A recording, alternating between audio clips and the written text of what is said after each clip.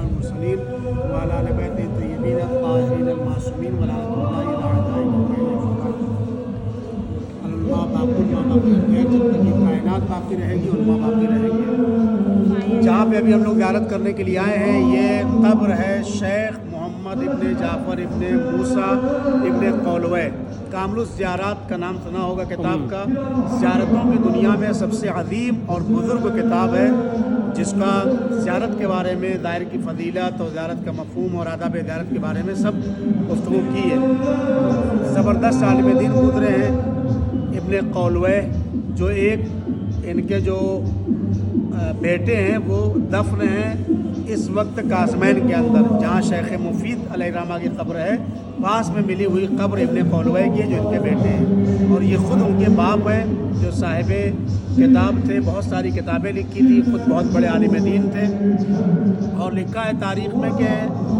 آج کے دور میں اگر کوئی امام زمانہ علیہ السلام کو دیکھنا چاہتا ہے اور چاہتا ہے میں دیکھوں اور پہچان بھی جاؤں تو کوئی طریقہ نہیں ہے، مگر یہ کہ اگر کوئی وہ کام کر دے گا، کرنا منع ہے،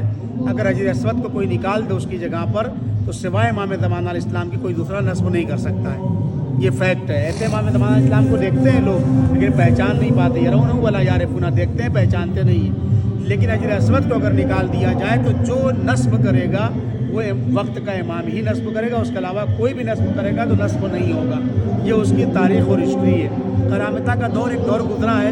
جہاں پر افریقہ کے کچھ لوگوں نے حجر اسود کو نکال لیا، چاہا کہ ہم لوگ افریقہ لے جائیں، وہاں خانہ کعبہ بنائیں اور وہاں پہ اعمال انجام دیں، تو لے کے جا نہیں سکے، نکال تو لیا، اب جب نصب کرتے تھے تو گر جاتا تھا۔ جب پتہ چلا ابن قولوہ کو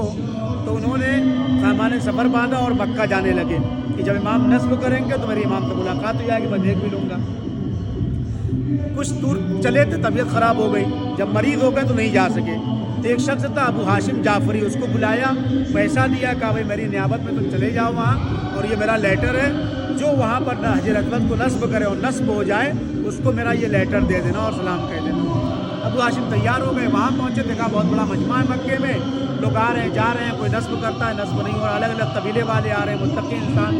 نصب نہیں ہوا۔ ایک دن کیا دیکھا ابو ہاشم نے کہ مجمع اپنے آپ ہٹ گیا، ایک جوان انتہائی خوبصورت آیا مجمع کی طرف اور مجمع ادھر ادھر ہو گیا، اس نے حجر اسود کو اٹھایا رکھ دیا،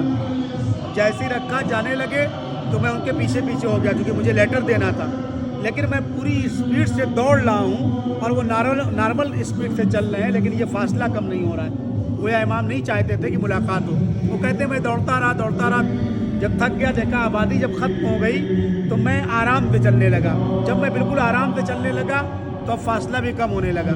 جب دوڑ رہا تھا تو فاصلہ نہیں ختم ہو رہا تھا، لیکن جب آرام سے چلنے لگا تو یہ فاصلہ ختم ہو گیا اور ملاقات ہو گئی۔ سلام کیا اور انہوں نے جواب دیا، کہا وہ لیٹر دو جو ابن قولوہ نے تم کو دیا ہے، میرا نام لیا ابو ہاشم، وہ لیٹر دو، تو میں سمجھ گیا کہ یہ امام ہے۔ خلاصے کی لیٹر لیا، امام نے جواب دیا لیٹر کا، اور دینے کے بعد خود ابو ہاشم کو دے دیا، کہا لے جاؤ اور یہ ابن قولوہ کو دے دینا۔ انہوں نے ایک سوال یہ بھی کیا تھا کہ کیا میں مزید زندہ رہوں گا یا اسی مرض میں دنیا سے گزر جاؤں گا؟ امام علیہ السلام نے کہا نہیں، تم شفایاب ہوگی اور ہمارے علوم کے اوپر کتابیں لکھو گے، 100 سے زیادہ کتابیں الحمدللہ پھر انہوں نے